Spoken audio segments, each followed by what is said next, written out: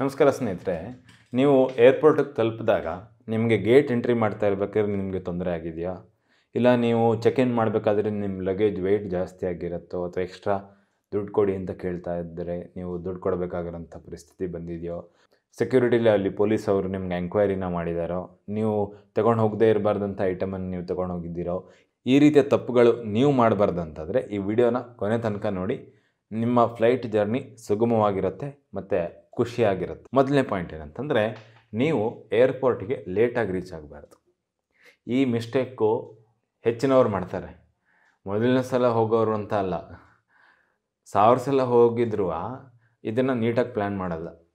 ಮತ್ತು ಇದರಿಂದಾಗಿ ಅವರು ಫ್ಲೈಟನ್ನು ಮಿಸ್ ಮಾಡ್ಕೊಂಡ್ಬಿಡ್ತಾರೋ ಅಥವಾ ಗೇಟಲ್ಲಿ ಲೇಟ್ ಎಂಟ್ರಿ ಆಗಿಬಿಡುತ್ತೋ, ಆವಾಗ ಫ್ಲೈಟ್ ಹೋಗಿಬಿಟ್ಟಿರುತ್ತೆ.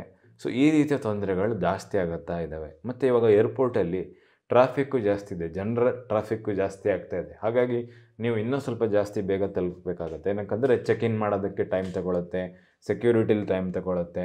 ಸೊ ಈ ರೀತಿಯ ತೊಂದರೆಗಳು ಜಾಸ್ತಿ ಆಗ್ತಾ ಇರಬೇಕಾದ್ರೆ ನೀವು ಜಾಸ್ತಿ ಟೈಮ್ ಏರ್ಪೋರ್ಟಲ್ಲಿ ಕೊಡಬೇಕಾಗತ್ತೆ. ಈ ತಪ್ಪನ್ನು ಖಂಡಿತವಾಗ್ಲೂ ಮಾಡಬೇಡಿ.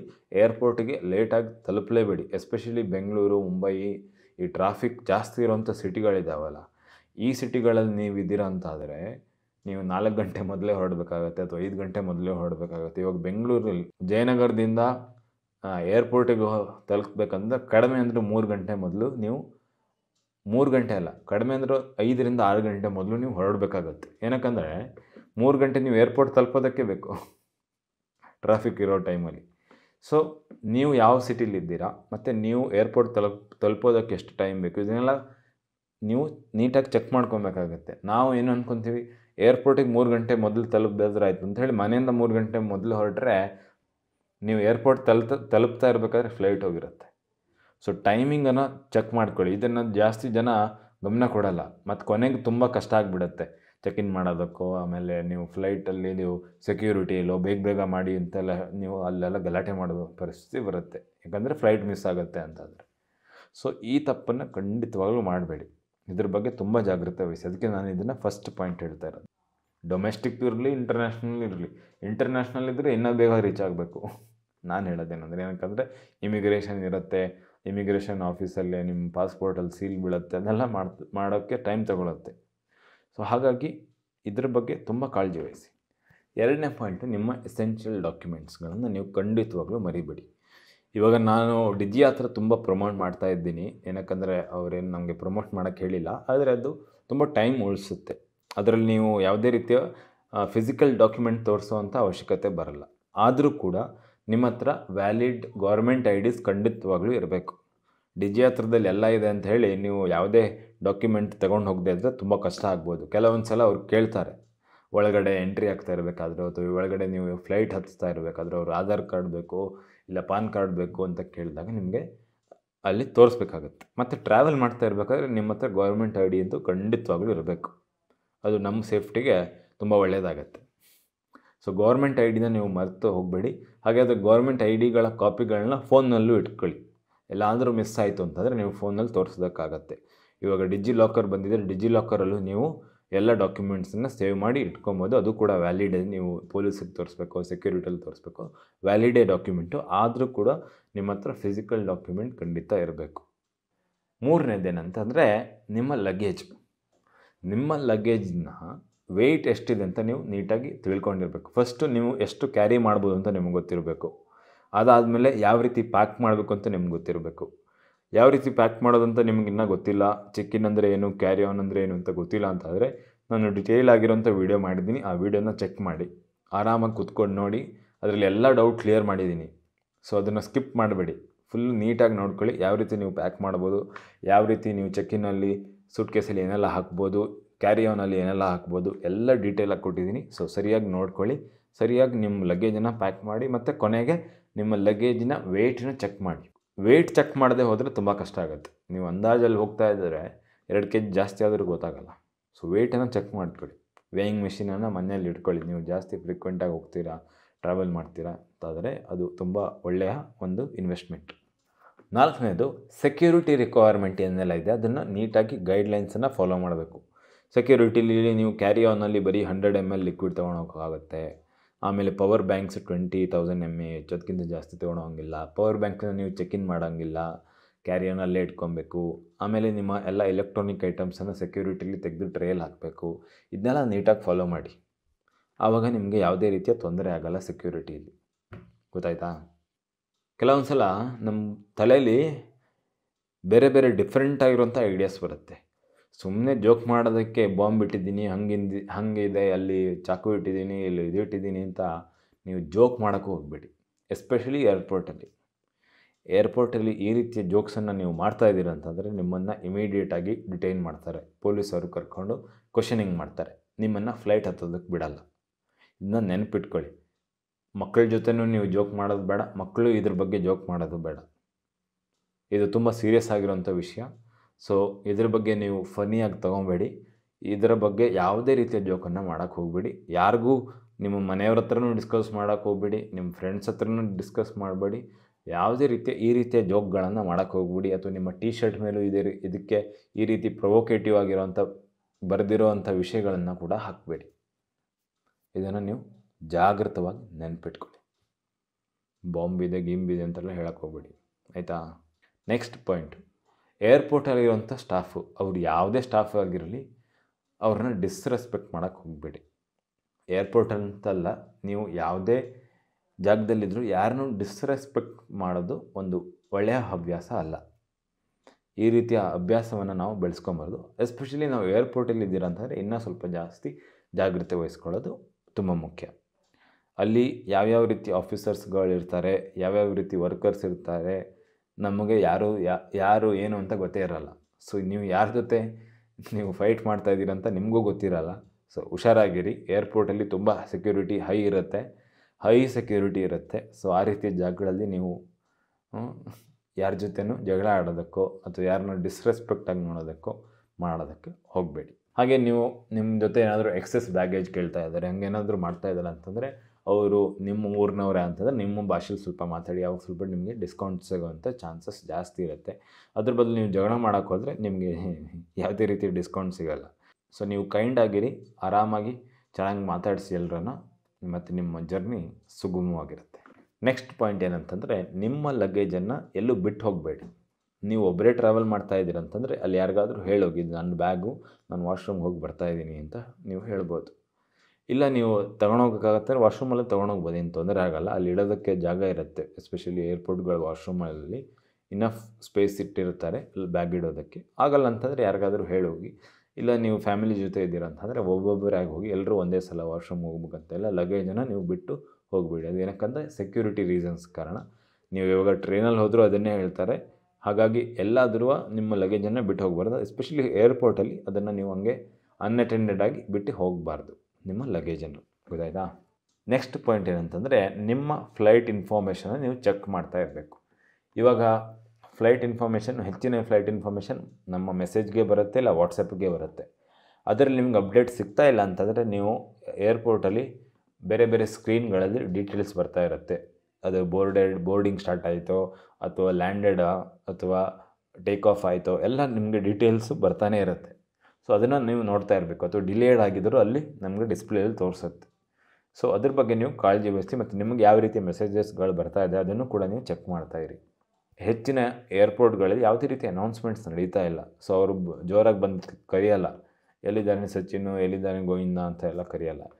ಸೊ ಮೊದಲು ಕರೀತಾಯಿದ್ರು ಈ ರೀತಿ ಲೌಡ್ ಸ್ಪೀಕರಲ್ಲಿ, ಇವಾಗ ಅದೆಲ್ಲ ಬಂದ್ ಮಾಡಿದ್ದಾರೆ. ಸೊ ನೀವು ಮೆಸೇಜನ್ನು ನೀವು ನೋಡ್ತಾ ಇರಬೇಕಾದ್ರೆ ಕೆಲವೊಂದು ಸಲ ನೀವು ಚೆಕ್ ಇನ್ ಮಾಡಿದ್ಮೇಲೆ ನೀವೆಲ್ಲ ಮಿಸ್ ಆದ್ರಂತೆ ನಿಮ್ಮ ಫೋನಿಗೆ ಫೋನ್ ಮಾಡ್ತಾರೆ. ಸೊ ಅವಾಗ ನೀವು ಫೋನನ್ನು ತೊಗೊಬೇಕಾಗತ್ತೆ, ಅದನ್ನ ನೆನಪಿಟ್ಕೊಳ್ಳಿ. ನೆಕ್ಸ್ಟ್ ಪಾಯಿಂಟ್ ಏನಂತಂದರೆ, ನೀವು ಫ್ಲೈಟ್ ಜರ್ನಿ ಮಾಡೋಕ್ಕಿದ್ದೀರ ಅಂತಂದರೆ ಅವತ್ತಿನ ದಿವಸ ಅಥವಾ ಹಿಂದಿನ ದಿವಸ ಜಾಸ್ತಿ ಕುಡಿಯೋಕ್ಕೆಲ್ಲ ಹೋಗಬೇಡಿ. ಅದು ತುಂಬ ಸಿವಿಯರ್ ಆಗಿ ನಿಮಗೆ ಎಫೆಕ್ಟ್ ಆಗುತ್ತೆ. ಎಸ್ಪೆಷಲಿ ನೀವು ಟ್ರಾವೆಲ್ ಮಾಡಬೇಕಾದ್ರೆ ತುಂಬ ಕುಡಿದಿದ್ದೀರಾ ಅಂತಾದರೆ, ಯಾಕಂದರೆ ತುಂಬ ಹೈಟಿಗೆ ಹೋಗ್ತೀವಲ್ಲ, ಆವಾಗ ಆಕ್ಸಿಜನ್ ಲೆವೆಲ್ ಎಲ್ಲ ಕಮ್ಮಿ ಆಗ್ತಾ ಇರುತ್ತೆ, ಫ್ರೆಶ್ ಆಕ್ಸಿಜನ್ ಇರೋಲ್ಲ. ಸೊ ಈ ರೀತಿ ಸಂದರ್ಭದಲ್ಲಿ ನೀವು ತುಂಬ ಕುಡ್ದಿದ್ದೀರಂತ ನಿಮ್ಮ ಬಾಡಿಗೆ ಎಫೆಕ್ಟ್ ಆಗುವಂಥ ಚಾನ್ಸಸ್ ಇರುತ್ತೆ. ಮತ್ತು ನೀವು ಮಿಸ್ಬಿಹೇವ್ ಮಾಡೋದು ಅಥವಾ ಬೇರೆ ರೀತಿ ವರ್ತನೆಯನ್ನು ಮಾಡೋದು ನೀವು ಪ್ರಾರಂಭಿಸುವಂಥ ಚಾನ್ಸಸ್ ಜಾಸ್ತಿ ಇರುತ್ತೆ. ಹಾಗಾಗಿ ಫ್ಲೈಟ್ಗೆ ಹೋಗ್ತಾ ಇರಬೇಕಾದ್ರೆ ನೀವು ತುಂಬ ಆಲ್ಕೋಹಾಲನ್ನು ಕುಡ್ದಿದ್ದೀರ ಅಂತ ನಿಮ್ಮನ್ನು ಅಲೌ ಮಾಡಲ್ಲ. ಹಾಗಾಗಿ ಅವ್ರಿಗೆ ಗೊತ್ತಾಗಿಲ್ಲ ಅಂತಂದರೆ ನಿಮ್ಗೆ ಆಮೇಲೆ ತೊಂದರೆ ಆಗ್ಬೋದು. ಸೊ ಈ ರೀತಿಯ ತೊಂದರೆಗೆ ಒಳಗಾಗೋದು ಬೇಡ ಅಂತಂದರೆ ಜಾಸ್ತಿ ಆಲ್ಕೋಹಾಲನ್ನು ಕನ್ಸ್ಯೂಮ್ ಮಾಡೋಕ್ಕೆ ಹೋಗಬೇಡಿ. ಇನ್ನೊಂದು ವಿಷಯ ಏನಂದರೆ ಅನ್‌ಪ್ರೊಟೆಕ್ಟೆಡ್ ವೈಫೈಗಳು ನಿಮಗೆ ಕೆಲವು ಕಡೆ ಸಿಗ್ಬೋದು ಏರ್ಪೋರ್ಟ್ಗಳಲ್ಲಿ.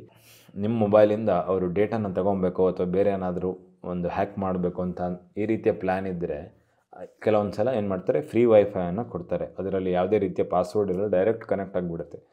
ಫ್ರೀಯಾಗಿ ವೈಫೈ ಸಿಗ್ತಾ ಇದೆ ಅಂತ ಹೇಳಿ ಯೂಸ್ ಮಾಡೋಕ್ಕೆ ಹೋಗಬೇಡಿ. ಏನಕ್ಕಂದರೆ ಅದರಲ್ಲಿ ನಿಮ್ಮನ್ನು ಎಲ್ಲೆಲ್ಲ ಬೀಳಿಸ್ತಾರಂತ ಅವ್ರಿಗೆ ಗೊತ್ತಿರುತ್ತೆ, ನಮಗೆ ಗೊತ್ತಿರಲ್ಲ. ಆಮೇಲೆಲ್ಲ ಬಿದ್ದೋದ್ಮೇಲೆ ಗೊತ್ತಾಗುತ್ತೆ ಅಕೌಂಟಿಂದ. ಹಾಗಾಗಿ ಹುಷಾರಾಗಿರಿ, ಫ್ರೀ ವೈಫೈಗೆ ಬಿದ್ದೋಗ್ಬೇಡಿ, ಆಯಿತಾ? ನೆಕ್ಸ್ಟ್ ಪಾಯಿಂಟ್ ಏನಂತಂದರೆ, ನೀವು ಹೊರ ದೇಶಗಳಿಗೆ ಹೋಗ್ತಾ ಇದ್ದೀರಾ ಅಂತಂದರೆ ನಿಮ್ಮ ವೀಸಾ ರಿಕ್ವೈರ್ಮೆಂಟ್ಸನ್ನು ನೀವು ಮೊದಲೇ ಮಾಡ್ಕೊಬೇಕಾಗತ್ತೆ. ಏನಕ್ಕಂದರೆ ನಿಮಗೆ ವೀಸಾ ಇಲ್ಲ ಅಂತಂದರೆ ಆ ದೇಶಕ್ಕೆ ನೀವು ಟಿಕೆಟ್ ಬುಕ್ ಮಾಡಿದ್ರೆ ಅದು ವೇಸ್ಟ್ ಆಗೋಗುತ್ತೆ. ಸೊ ವೀಸಾ ರಿಕ್ವೈರ್ಮೆಂಟ್ಸ್ ಏನಂತ ನೀವು ಮೊದಲೇ ಪ್ಲ್ಯಾನ್ ಮಾಡಿಟ್ಕೊಳ್ಳಿ. ಅದು ನಿಮ್ಮ ಫ್ಲೈಟ್ ಜರ್ನಿಗೆ ಸುಲಭವಾಗಿ ಮತ್ತು ನಿಮ್ಮ ಡೆಸ್ಟಿನೇಷನ್ ತಲುಪೋದಕ್ಕೆ ಸುಲಭ ಆಗುತ್ತೆ. ವೀಸಾ ಇಲ್ಲದೆ ನೀವು ಏರ್ಪೋರ್ಟಿಗೆ ಹೋದರೆ ನಿಮ್ಮನ್ನು ವಾಪಸ್ ಕಳಿಸ್ತಾರೆ. ಸೊ ಇದು ನೆನ್ಪಿಟ್ಕೊಳ್ಳಿ. ಹೊರಗಡೆ ದೇಶಕ್ಕೆ ಹೋಗಬೇಕಾದ್ರೆ ವೀಸಾ ಬಗ್ಗೆ ಮೊದಲೇ ಸ್ಟಡಿ ಮಾಡ್ಕೊಳ್ಳಿ. ಅದಕ್ಕೇನೆಲ್ಲ ಡಾಕ್ಯುಮೆಂಟ್ಸ್ ಬೇಕು, ಎಷ್ಟು ದಿನ ಮೊದಲೇ ಅಪ್ಲೈ ಮಾಡಬೇಕು, ಇದ್ರ ಬಗ್ಗೆನೂ ರಿಸರ್ಚ್ ಮಾಡಿ ನೀವು ವೀಸಾನ ಅಪ್ಲೈ ಮಾಡಿ ಇಟ್ಕೊಳ್ಳಿ. ಹಾಗೆ ನೀವು ಹೊರ ದೇಶದಿಂದ ಬರ್ತಾ ಇದ್ದೀರಾ ಅಥವಾ ಹೊರ ದೇಶಕ್ಕೆ ಹೋಗ್ತಾ ಇದ್ದೀರಾ ಅಂತಂದರೆ ಅಲ್ಲಿ ಕಸ್ಟಮ್ ಆಫೀಸರ್ಸ್ ಇರ್ತಾರೆ. ಸೊ ಅವರು ಡೈರೆಕ್ಟ್ಲಿ ಬಂದು ನಿಮ್ಮ ಸೂಟ್ ಕೇಸನ್ನು ಓಪನ್ ಮಾಡಿ ಅಥವಾ ಇದರಲ್ಲಿ ಏನಿದೆ ಅದು ಇದು ಅಂತ ಕೇಳ್ತಾರೆ. ಅವ್ರಿಗೆ ಆರಾಮಾಗಿ ಆನ್ಸರ್ ಕೊಡಿ. ತುಂಬ ಟೆನ್ಷನ್ ತೊಗೊಬೇಕಂತ ಏನಿಲ್ಲ. ನೀವು ತುಂಬ ಟೆನ್ಷನ್ ತೊಗೊಳ್ಳೋಂಥ ಅವಶ್ಯಕತೆ ಇಲ್ಲ. ಆದರೆ ಅವ್ರಿಗೆ ನೀವು ಡಿಸ್ರೆಸ್ಪೆಕ್ಟ್ಫುಲ್ಲಾಗಿ ಯಾವುದೇ ರೀತಿಯ ಉತ್ತರನ ಕೊಡೋಕ್ಕೆ ಹೋಗ್ಬಿಡಿ. ಅದು ನಿಮಗೆ ತೊಂದರೆ ಆಗೋವಂಥ ಚಾನ್ಸಸ್ ಜಾಸ್ತಿ ಇರುತ್ತೆ. ಹಾಗಾಗಿ ಹುಷಾರಾಗಿರಿ ಮತ್ತು ಎಲ್ಲರಿಗೂ ತುಂಬ ಕೈಂಡಾಗಿ ಮಾತಾಡಿಸಿ, ತುಂಬ ಚೆನ್ನಾಗಿ ಸಹನೆಯಿಂದ ಮಾತಾಡಿಸಿ. ಇದು ನಿಮಗೂ ಒಳ್ಳೆಯದಾಗುತ್ತೆ, ಉಳಿದವ್ರಿಗೂ ಒಳ್ಳೆಯದಾಗುತ್ತೆ. ನಿಮ್ಮ ಚೆಕ್-ಇನ್ ಲಗೇಜು, ಕ್ಯಾರಿ ಆನ್ ಲಗೇಜಿನಲ್ಲಿ ಯಾವುದೇ ರೀತಿಯ ಪ್ರೊಹಿಬಿಟೆಡ್ ಐಟಮ್ಸ್ಗಳು ಇರಬಾರ್ದು. ಯಾವುದೆಲ್ಲ ಪ್ರೊಹಿಬಿಟೆಡ್ ಐಟಮ್ಸ್ ಅಂತ ನಾನು ಸ್ಪೆಷಲ್ ಆಗಿರುವಂಥ ವೀಡಿಯೋದಲ್ಲಿ ತಿಳಿಸಿದ್ದೀನಿ. ಇನ್ನೂ ನಿಮಗೆ ಡೀಟೇಲ್ ಬೇಕಂತಂದರೆ ನೀವು ಯಾವುದೇ ರೀತಿಯ ಏರ್ಲೈನ್ ವೆಬ್ಸೈಟ್ಗೆ ಹೋದರೆ ಅದರಲ್ಲಿ ಪ್ರೊಹಿಬಿಟೆಡ್ ಐಟಮ್ಸ್ ಅಂತ ಬರುತ್ತೆ. ಫ್ಲೈಟ್ ಒಳಗಡೆ ಯಾವುದನ್ನೆಲ್ಲ ತೊಗೊಳೋಂಗಿಲ್ಲ ಅಂತ ಅವರು ಡಿಟೇಲಾಗಿ ತೋರಿಸಿರ್ತಾರೆ. ಸೊ ಅದನ್ನ ನೀವು ಚೆಕ್ ಮಾಡ್ಕೊಳ್ಳಿ. ನೆಕ್ಸ್ಟ್ ಪಾಯಿಂಟ್ ಏನಂತಂದರೆ, ನಿಮ್ಮ ಮೆಡಿಕೇಷನ್ಸನ್ನು ನಿಮ್ಮ ಕ್ಯಾರಿ ಆನಲ್ಲೇ ಇಟ್ಕೊಳ್ಳಿ. ಬೇರೆ ಕಡೆ ಎಲ್ಲಿ ಇಡೋಕ್ಕೆ ಹೋಗಬೇಡಿ. ಏನಕ್ಕಂದರೆ ಅದರಲ್ಲಿ ಎಂಕ್ವೈರಿ ಆಗುವಂಥ ಚಾನ್ಸಸ್ ಜಾಸ್ತಿ ಇರುತ್ತೆ ನೀವು ಬೇರೆ ಕಡೆ ಇಟ್ಕೊಂಡಿದ್ದೀರಿ ಅಂತಂದರೆ. ಹಾಗೆ ನೀವು ಕ್ಯಾರಿ ಆನಲ್ಲಿ ಇಟ್ಕೊಂಡಾಗ ಅದ್ರ ಜೊತೆ ಮೆಡಿಕಲ್ ಪ್ರಿಸ್ಕ್ರಿಪ್ಷನ್ನು ಕೂಡ ಜೊತೆಗೆ ಇಟ್ಕೊಳ್ಳಿ. ಏನಾದರೂ ಎಂಕ್ವೈರಿ ಆಯಿತು, ಸೆಕ್ಯೂರಿಟಿ ಅವ್ರು ಕೇಳಿದ್ರೆ ಆ ಪ್ರಿಸ್ಕ್ರಿಪ್ಷನ್ನು ನೀವು ತೋರಿಸ್ಬೋದು, ನಿಮಗೆ ಯಾವುದೇ ರೀತಿಯ ತೊಂದರೆ ಆಗೋಲ್ಲ. ನೆಕ್ಸ್ಟ್ ಪಾಯಿಂಟು, ನಿಮ್ಮ ಲಗೇಜ್ಗೆ ಯಾವುದೇ ರೀತಿಯ ಒಂದು ಲೇಬಲನ್ನು ಮಾಡೋದಕ್ಕೆ ಮರಿಬೇಡಿ. ಒಂದು ದೊಡ್ಡ ಸ್ಟಿಕ್ಕರ್ ಹಾಕಿರ್ಬೋದು ಅಥವಾ ಇವಾಗ ರ್ಯಾಪರ್ಸ್ ಬರುತ್ತೆ, ಕಲರ್ಫುಲ್ ರ್ಯಾಪರ್ಸನ್ನು ಹಾಕಿರ್ತಿರೋ ಅಥವಾ ಯಾವುದೇ ರೀತಿಯ ಒಂದು ಟ್ಯಾಗನ್ನು ಹಾಕಿದಿರೋ ಕಲರ್, ಅದು ದೂರದಿಂದ ಬರಬೇಕಾದ್ರೆ ರಿಸೀವ್ ಮಾಡಬೇಕಾದ್ರೆ ಚೆಕ್-ಇನ್ ಮಾಡಿರೋ ಲಗೇಜು ನೀವು ಎಕ್ಸಿಟ್ ಆಗಬೇಕಾದ್ರೆ ಅದನ್ನು ಕಲೆಕ್ಟ್ ಮಾಡೋಂಥ ಒಂದು ಇದು ಬೆಲ್ಟ್ ಏರಿಯಾ ಅಂತ ಇರುತ್ತೆ. ಆ ಬೆಲ್ಟಲ್ಲಿ ಬೆಲ್ಟ್ ನಂಬರ್ ಕೊಟ್ಟಿರ್ತಾರೆ. ಆ ಬೆಲ್ಟ್ ನಂಬರ್ ಹೇಳಿದಾಗ ಆ ಬೆಲ್ಟ್ಗೆ ಹೋಗಬೇಕು. 1 2 3 ಅಂತ ಇರುತ್ತೆ, 4 5 ಎಷ್ಟು ಬೆಲ್ಟ್ ನಂಬರ್ ಇದೆಯೋ ಅಷ್ಟಿರುತ್ತೆ. ಸೊ ನಿಮ್ಮ ಬೆಲ್ಟ್ ನಂಬರ್ ಹತ್ರ ಹೋಗಿ ನಿಮ್ಮ ಲಗೇಜನ್ನು ಕಲೆಕ್ಟ್ ಮಾಡಬೇಕು. ಕೆಲವೊಂದು ಸಲ ಸೇಮ್ ಸೂಟ್ಕೇಸ್ಗಳಿರುತ್ತೆ, ಆವಾಗ ನೀವು ಮಿಸ್ ಆಗೋಂಥ ಚಾನ್ಸಸ್ ಜಾಸ್ತಿ ಇರುತ್ತೆ. ಅದಕ್ಕೋಸ್ಕರ ನೀವು ಯಾವುದೇ ರೀತಿಯ ಒಂದು ಕಲರ್ಫುಲ್ ಆಗಿರೋಂಥ ಟ್ಯಾಗು ಅಥವಾ ನಿಮ್ಮ ನೇಮ್ ಟ್ಯಾಗು ಹಾಕಿದರೆ ನೀವು ಈಸಿಯಾಗಿ ಕಂಡುಹಿಡಿಯೋದಕ್ಕಾಗುತ್ತೆ ನಿಮ್ಮ ಲಗೇಜನ್ನು, ಅಲ್ಲ? ಹೌದಾ ಅಲ್ವಾ? ಏನಂತೀರಾ? ನೆಕ್ಸ್ಟ್ ಪಾಯಿಂಟ್ ತುಂಬ ಇಂಪಾರ್ಟೆಂಟ್. ನೀವು ಏರ್ಪೋರ್ಟಲ್ಲಿದ್ದೀರಾ ಅಂತ ಹೇಳಿ ಸುಮ್ಮನೆ ಎಲ್ಲರ ಜೊತೆ ಜಗಳ ಆಡೋದಕ್ಕೆ ಹೋಗಬೇಡಿ. ಸ್ವಲ್ಪ ಅರ್ಧ ಗಂಟೆ ಲೇಟ್ ಆಯಿತು ಫ್ಲೈಟು, ಹೋಗಿ ಜಗಳ ಆಡ್ತೀನಿ, ಇಲ್ಲ 2 ಗಂಟೆ ಲೇಟ್ ಆಯಿತು ಹೋಗಿ ಜಗಳ ಆಡ್ತೀನಿ. ಜಗಳ ಆಡೋಂಥ ಅಥವಾ ಆರ್ಗ್ಯುಮೆಂಟ್ ಮಾಡೋಂಥ ಅವಶ್ಯಕತೆ ಎಲ್ಲೂ ಬರಲ್ಲ. ನಿಮಗೆ ಏನಾದರೂ ತೊಂದರೆ ಆಯಿತು ಅಂತಂದರೆ ಕಂಪ್ಲೇಂಟ್ ಮಾಡಿ. ಇಂಡಿಯನ್ ಏರ್ಪೋರ್ಟ್ ಅಥಾರಿಟಿ ಸರ್ವಿಸಸ್ಗಳಿದ್ದಾವೆ, ಅವ್ರಿಗೆ ನೀವು ಕಂಪ್ಲೇಂಟ್ ಮಾಡ್ಬೋದು. ಅಥವಾ ಆ ಕಂಪನಿಯಲ್ಲಿ ಕಸ್ಟಮರ್ ಕೇರ್ ಇರುತ್ತೆ, ಅವ್ರಿಗೆ ಕಂಪ್ಲೇಂಟ್ ಮಾಡ್ಬೋದು. ನಿಮಗೆ ಕಂಪ್ಲೇಂಟ್ ಮಾಡೋದಕ್ಕೆ ತುಂಬ ಆಪ್ಷನ್ಸ್ಗಳಿರುತ್ತೆ. ನೀವು ಏರ್ಪೋರ್ಟಲ್ಲಿ ಬಂದುಬಿಟ್ಟು ಆರ್ಗ್ಯುಮೆಂಟ್ ಮಾಡೋದು ಒಳ್ಳೆಯ ವಿಷಯ ಅಲ್ಲ. ಹಾಗೆ ನಿಮ್ಮ ಹೆಲ್ತ್ ಪ್ರಿಕಾಷನ್ಸನ್ನು ನೀವು ಜಾಗೃತವಾಗಿ ತಗೊಳ್ಳಿ. ಏನಕ್ಕಂದರೆ ನೀವು ಫ್ಲೈಟಲ್ಲಿ ಹೋಗ್ತಿದ್ದೀರಾ ಅಂತಾದರೆ ಆವಾಗ ಆ ಸಮಯದಲ್ಲಿ ನೀವು ಇನ್ನೂ ಜಾಸ್ತಿ ಜಾಗ್ರತೆಯನ್ನು ವಹಿಸಬೇಕಾಗತ್ತೆ. ನಿಮ್ಮ ಹೆಲ್ತಲ್ಲಿ ಏನಾದರೂ ಪ್ರಾಬ್ಲಮ್ ಇದೆ ಅಥವಾ ನಿಮಗೆ ಏನಾದರೂ ಒಂದು ಚೈಲ್ಡ್ಹುಡ್ಡಿನ ಏನಾದರೂ ಕಂಡೀಷನ್ ಇದೆ ಅಂತಂದರೆ ಅದರ ಬಗ್ಗೆ ಕಾಳಜಿ ವಹಿಸಿ. ಅದರ ಬಗ್ಗೆ ನೀವು ತುಂಬ ನಿರ್ಲಕ್ಷ್ಯ ಮಾಡೋದಕ್ಕೆ ಹೋಗಬೇಡಿ. ಮತ್ತೊಂದು ವಿಷಯ ಏನಂತಂದರೆ, ಏರ್ಪೋರ್ಟಿಗೆ ಹೋಗೋದಂತಂದರೆ ಕೆಲವರು ಸ್ಪೆಷಲಿ ಮೊದಲನೇ ಸಲ ಹೋಗೋರಂದರೆ ಏರ್ಪೋರ್ಟಿಗೆ ಹೋಗೋದಂದರೆ ಮದುವೆಗೆ ಹೋದಂಗೆ ನಾವು ಡ್ರೆಸ್ ಮಾಡ್ಕೊಂಡು ಹೋಗ್ತೀವಿ. ಸೊ ಆ ರೀತಿ ನೀವು ಖಂಡಿತವಾಗ್ಲೂ ಡ್ರೆಸ್ ಮಾಡ್ಕೊಂಡು ಹೋಗಬೇಡಿ. ಫ್ಲೈಟಲ್ಲಿ ಹೋಗಬೇಕಾದ್ರೆ ನಮಗೆ ಕಂಫರ್ಟೇಬಲ್ ಆಗಿರುವಂಥ ಬಟ್ಟೆ ಇರೋದು ಮುಖ್ಯ. ಹಾಗೆ ನಿಮಗೆ ಚಳಿ ಜಾಸ್ತಿ ಆಗ್ತಾಯಿದೆ ಅಂದರೆ ಓವರ್ಲೇ ಮಾಡ್ಕೊಳ್ಳಿ. ಒಂದು ಜಾಕೆಟು ಅಥವಾ 2 ಟೀ ಶರ್ಟು, ಒಂದು ಲೇಯರಿಂಗನ್ನು ಮಾಡಿದ್ರೆ ನಿಮಗೆ ಸೆಕೆ ಆಗ್ತಿದೆ ಅಂದರೆ ಒಂದು ಜಾಕೆಟನ್ನು ತೆಗಿಬೋದು, ಒಂದು ಟೀ ಶರ್ಟನ್ನು ತೆಗಿಬೋದು. ಆ ರೀತಿ ನೀವು ಪ್ಲ್ಯಾನ್ ಮಾಡ್ಕೊಳ್ಳಿ. ಮದುವೆ ಹೋಗ್ತಾ ಇದ್ದಂಗೆ ನೀವು ಡ್ರೆಸ್ ಮಾಡಿಕೊಂಡ್ರೆ ನಿಮ್ಮ ಫ್ಲೈಟ್ ಜರ್ನಿ ತುಂಬ ಅನ್ಕಂಫರ್ಟೇಬಲ್ ಆಗುತ್ತೆ. ಯಾಕಂದರೆ ಕುತ್ಕೊಳ್ಳೋದಕ್ಕೆ ಕಷ್ಟ ಆಗುತ್ತೆ ಮತ್ತು ವಾಶ್ರೂಮ್ ಯೂಸ್ ಮಾಡೋದಕ್ಕೆ ಕಷ್ಟ ಆಗುತ್ತೆ. ಸೊ ಈ ರೀತಿ ನೀವು ಪ್ಲ್ಯಾನ್ ಮಾಡ್ಕೊಳ್ಳಿ. ವಾಶ್ರೂಮ್ ಯೂಸ್ ಮಾಡೋದಕ್ಕೆ ನನಗೆ ಬಟ್ಟೆ ಯಾವುದು ಸುಲಭವಾಗಿರುತ್ತೆ, ಅಥವಾ ನಾವು ದಿನ ಒಂದು 4 ಗಂಟೆ ಸೀಟಲ್ಲಿ ಕೂತ್ಕೊಬೇಕು, ಆವಾಗ ಯಾವ್ದು ಸುಲಭವಾಗಿರುತ್ತೆ, ಯಾವ್ದು ಕಂಫರ್ಟೇಬಲ್ ಆಗಿರುತ್ತೆ ಆ ಬಟ್ಟೆನ ಹಾಕ್ಕೊಳ್ಳಿ.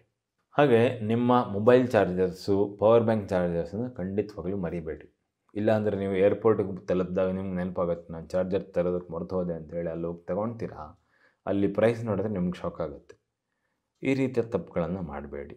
ನಿಮಗೆ ಎಸೆನ್ಷಿಯಲ್ ಆಗಿರುವಂಥ ಹೆಡ್ಫೋನ್ಸು ಅಥವಾ ನೆಕ್ ಪಿಲ್ಲೋ ಅಥವಾ ಒಂದು ಬೆಡ್ಶೀಟ್ ಬೇಕು ಅಥವಾ ನಿಮಗೆ ಪುಸ್ತಕ ಬೇಕು, ಅದನ್ನೆಲ್ಲ ಮೊದಲೇ ಖರೀದಿ ಮಾಡಿಟ್ಕೊಳ್ಳಿ. ನೀವು ಏರ್ಪೋರ್ಟಲ್ಲಿ ಹೋಗಿ ಖರೀದಿ ಮಾಡ್ತೀರಂದರೆ 2 times 3 times 4 times the price ನಿಮಗೆ ಪೇಮೆಂಟ್ ಮಾಡೋವಂಥ ಅವಶ್ಯಕತೆ ಇರುತ್ತೆ. ನೆಕ್ಸ್ಟ್ ಪಾಯಿಂಟ್ ಏನಂದರೆ ಟೈಮ್ ಝೋನ್ ಬಗ್ಗೆ ನೀವು ಹುಷಾರಾಗಿ ನೋಡ್ಕೊಳ್ಳಿ. ಇವಾಗ ಇಂಡಿಯಾದಿಂದ ನೀವು ಥೈಲ್ಯಾಂಡಿಗೆ ಹೋಗ್ತಿದ್ದೀರಾ ಅಂತಂದರೆ ಥೈಲ್ಯಾಂಡಲ್ಲಿ 2 ಗಂಟೆ ಮುಂದೆ ಇರುತ್ತೆ ಟೈಮ್ ಅವ್ರದ್ದು, ಇಂಡಿಯಾದಲ್ಲಿ 2 ಗಂಟೆ ಹಿಂದೆ. ಸೊ ನಿಮಗೆ ಗೊತ್ತಿರಬೇಕು ಅಲ್ಲಿ ನೀವು ಎಷ್ಟೊತ್ತಿಗೆ ರೀಚ್ ಆಗ್ತಾಯಿದ್ದೀರಾ, ಅಲ್ಲಿ ಯಾವ ರೀತಿಯ ವೆದರ್ ಇರುತ್ತೆ, ಅಲ್ಲಿ ಯಾವ ರೀತಿಯ ಕ್ಲೈಮೇಟ್ ಇರುತ್ತೆ, ಅದ್ರ ಬಗ್ಗೆ ಎಲ್ಲ ನಿಮಗೆ ಗೊತ್ತಿದ್ದರೆ ನಿಮ್ಮ ಮೈಂಡ್ ಮೊದಲೇ ಪ್ರಿಪೇರ್ ಆಗುತ್ತೆ, ನಿಮಗೆ ಶಾಕ್ ಆಗೋಲ್ಲ. ಸೊ ಅದ್ರ ಬಗ್ಗೆನೂ ನೀವು ಮೊದಲೇ ರಿಸರ್ಚ್ ಮಾಡಿಟ್ಕೊಳ್ಳಿ ಮತ್ತು ನಿಮಗೆ ಗೊತ್ತಿರಬೇಕು. ಇದು ಮುಖ್ಯವಾದಂಥ 20 ಪಾಯಿಂಟ್ಸ್ಗಳು ನಾನಿವತ್ತು ನಿಮಗೆ ತಿಳಿಸಿದ್ದೀನಿ. ನಿಮಗೆ ಯಾವುದೇ ರೀತಿ ಎಕ್ಸ್ಪೀರಿಯೆನ್ಸ್ ಆಗಿದೆ, ಇದರಲ್ಲಿ ನಿಮಗೆ ಯಾವುದಾದ್ರೂ ಸ್ಪೆಷಲಿ ಹೆಲ್ಪ್ಫುಲ್ ಅನಿಸಿದಿರುವಂಥ ಪಾಯಿಂಟನ್ನು ಕಮೆಂಟ್ಸಲ್ಲಿ ಬರೆದು ತಿಳಿಸಿ, ಅಥವಾ ನಿಮ್ಮ ಹತ್ರ ಯಾವುದಾದ್ರೂ ಟಿಪ್ಸ್ ಇದೆ ಅಂತಂದರೆ ಅದನ್ನು ಕಮೆಂಟ್ಸಲ್ಲಿ ಬರೆದು ತಿಳಿಸಿ, ಅದನ್ನು ಬರೆದು ತಿಳಿಸಿ. ಅದೆಲ್ಲರಿಗೂ ಹೆಲ್ಪ್ ಆಗುತ್ತೆ, ಸಹಾಯ ಆಗುತ್ತೆ. ಸೊ ಈ ಒಂದು ಸಣ್ಣ ಸಹಾಯವನ್ನು ಮಾಡಿ, ಮತ್ತು ಇವತ್ತಿನ ವಿಡಿಯೋ ನಿಮ್ಗೆ ಇಷ್ಟ ಆಗಿದೆ ಅಂತ ಒಂದು ಲೈಕ್ ಕೊಡೋದಕ್ಕೂ ಮರಿಬೇಡಿ. ಇವಾಗ ನಾನು ನಿಮಗೆ ಒಂದು ಸಣ್ಣ ರಿಹರ್ಸಲ್ ಚೆಕ್ ಲಿಸ್ಟನ್ನು ಕೊಡ್ತೀನಿ. ಏನಂತಂದರೆ ನೀವು ಮನೆಯಿಂದ ಹೊರಡಬೇಕಾದ್ರೆ ಎಲ್ಲ ಡಾಕ್ಯುಮೆಂಟ್ಸ್ ಇದೆಯಾ ಇಲ್ವಾ ಅಂತ ನೀವು ಚೆಕ್ ಮಾಡಿ. ಈ ಲಿಸ್ಟನ್ನು ನಾನು ಡಿಸ್ಕ್ರಿಪ್ಷನಲ್ಲಿ ಶೇರ್ ಮಾಡ್ತೀನಿ, ಅದನ್ನು ನೀವು ನೋಡ್ಕೊಳ್ಳಿ ಮತ್ತು ಯೂಸ್ ಮಾಡ್ಕೊಬೋದು. ಟ್ರಾವೆಲ್ ಚೆಕ್ ಲಿಸ್ಟ್ ಅಂತ. ಆಮೇಲೆ ವೀಸಾ ರಿಕ್ವೈರ್ಮೆಂಟ್ಸ್, ನೀವು ಇಂಟರ್ನ್ಯಾಷನಲ್ ಟ್ರಾವೆಲ್ ಮಾಡ್ತಾಯಿದ್ದೀರಿ ಅಂತ ವೀಸಾ ರಿಕ್ವೈರ್ಮೆಂಟ್ಸ್ ಏನೆಲ್ಲ ಇದೆ ಅಂತ ಚೆಕ್ ಮಾಡ್ಕೊಳ್ಳಿ. ಆಮೇಲೆ ನಿಮ್ಮ ಸೂಟ್ ಕೇಸ್ನ ಲಗೇಜಿಂದ ವೆಯ್ಟ್ ಎಷ್ಟಿದೆ ಅಂತ ಚೆಕ್ ಮಾಡ್ಕೊಳ್ಳಿ, ಅದಕ್ಕೆ ಮತ್ತು ಲೇಬಲನ್ನು ಹಾಕಿಬಿಡಿ. ಆಮೇಲೆ ನಿಮ್ಮ ಮೆಡಿಕೇಷನ್ ಏನೆಲ್ಲ ಇದೆ ಅದನ್ನು ನೀಟಾಗಿ ಪ್ರಿಸ್ಕ್ರಿಪ್ಷನ್ ಜೊತೆ ಬ್ಯಾಗಲ್ಲಿ ಹಾಕಿಟ್ಕೊಳ್ಳಿ. ಮತ್ತು ನಿಮ್ಮ ಎಲ್ಲ ಕ್ಯಾಮ್ರಾ ಆಗಿರ್ಬೋದು, ಫೋನ್ಸ್ ಆಗಿರ್ಬೋದು, ಇದನ್ನೆಲ್ಲ ನೀಟಾಗಿ ಚಾರ್ಜ್ ಮಾಡಿಟ್ಕೊಳ್ಳಿ. ಎಸ್ಪೆಷಲಿ ಮೊಬೈಲ್ ಫೋನು ನಿಮಗೆ ಟ್ರಾವೆಲಲ್ಲಿ ತುಂಬ ಹೆಲ್ಪ್ ಆಗುತ್ತೆ. ಯಾವುದಾದ್ರು ಡೌನ್ಲೋಡ್ ಮಾಡಿಕೊಂಡಿರೋಂಥ ಪ್ರೋಗ್ರಾಮನ್ನು ನೀವು ಆರಾಮಾಗಿ ಕೂತ್ಕೊಂಡು ನೋಡ್ಬೋದು. ಮತ್ತು ನೀವು ಏರ್ಪೋರ್ಟಿಗೆ ರೀಚ್ ಆದಾಗ ಏರ್ಪೋರ್ಟ್ನ ಕಡಿಮೆ ಅಂದರೆ 3 ಅವರ್ ಮುಂಚೆ ಏರ್ಪೋರ್ಟಿಂದ ರೀಚ್ ಆಗಿ. ಆಮೇಲೆ ಅಲ್ಲಿರುವಂಥ ಸ್ಟಾಫ್ಗಳಿಗೆಲ್ಲ ತುಂಬ ಕೈಂಡಾಗಿ ಮತ್ತು ಚೆನ್ನಾಗಿ ಮಾತಾಡಿಸಿ, ಯಾರಿಗೂ ಬೈಯೋದಕ್ಕೆಲ್ಲ ಹೋಗಬೇಡಿ. ನೆಕ್ಸ್ಟು ಅಲ್ಲಿಯ ಸೆಕ್ಯೂರಿಟಿ ಪ್ರೊಸೀಜರ್ಸ್ ಏನೆಲ್ಲ ಇದನ್ನು ನೀಟಾಗಿ ಫಾಲೋ ಮಾಡಿ. ಅದರ ನಂತರ ನಿಮ್ಮ ಫ್ಲೈಟ್ ಇನ್ಫಾರ್ಮೇಷನನ್ನು ಕೂಡ ಟ್ರ್ಯಾಕ್ ಮಾಡ್ತಾಯಿರಿ. ಟೈಮಿಂಗ್ಸ್ ಎಷ್ಟು, ಬೋರ್ಡಿಂಗ್ ಸ್ಟಾರ್ಟ್ ಆಯಿತೋ ಅಥವಾ ಡಿಲೇ ಆಗಿದೆಯೋ ಇದ್ರ ಬಗ್ಗೆಯೂ ನೀವು ಡೀಟೇಲ್ಸನ್ನು ಚೆಕ್ ಮಾಡ್ತಾ ಇರಬೇಕು. ಮತ್ತು ನಿಮ್ಮ ಲಗೇಜನ್ನ ನಿಮ್ಮ ಜೊತೆನೇ ಇಟ್ಕೊಳ್ಳಿ, ಯಾರಿಗೂ ಕೊಡೋಕ್ಕೆ ಹೋಗಬೇಡಿ ಮತ್ತು ಎಲ್ಲೂ ಬಿಟ್ಟು ಹೋಗಬೇಡಿ. ಮತ್ತು ನೀವು ವೈಫೈ ಯೂಸ್ ಮಾಡಬೇಕಂತಂದರೆ ಪ್ರೊಟೆಕ್ಟೆಡ್ ವೈಫೈಯನ್ನು ಯೂಸ್ ಮಾಡಿ. ಇವಾಗ ನಂಬರ್ ಹಾಕೋ, ಪಾಸ್ವರ್ಡ್ ಹಾಕೋ ಯೂಸ್ ಮಾಡೋಂಥ ವೈಫೈ ಇರುತ್ತಲ್ಲ ಅದನ್ನು ಯೂಸ್ ಮಾಡಿ. ಫ್ರೀಯಾಗಿ ಓಪನ್ ಸೋರ್ಸಲ್ಲಿ ಸಿಕ್ಕಿದಂಗೆ ಫ್ರೀ ವೈಫೈ ಸಿಗುತ್ತೆ, ಅದನ್ನು ಯೂಸ್ ಮಾಡೋದಕ್ಕೆ ಹೋಗಬೇಡಿ. ಮತ್ತು ಇವಾಗ ನಾನು ಹೇಳುವಂಥ ಪಾಯಿಂಟ್ಸ್ಗಳನ್ನು ಖಂಡಿತವಾಗ್ಲೂ ನೆನ್ಪಿಟ್ಕೊಳ್ಳಿ. ಏನಂತಂದರೆ ನೀವು ಚೆನ್ನಾಗಿ ತಯಾರಿ ನಡೆಸಿದ್ರೆ ನಿಮ್ಮ ಟ್ರಾವೆಲ್ಲು ಸುಗಮವಾಗಿರುತ್ತೆ, ಸ್ಟ್ರೆಸ್ ಫ್ರೀ ಆಗಿರುತ್ತೆ.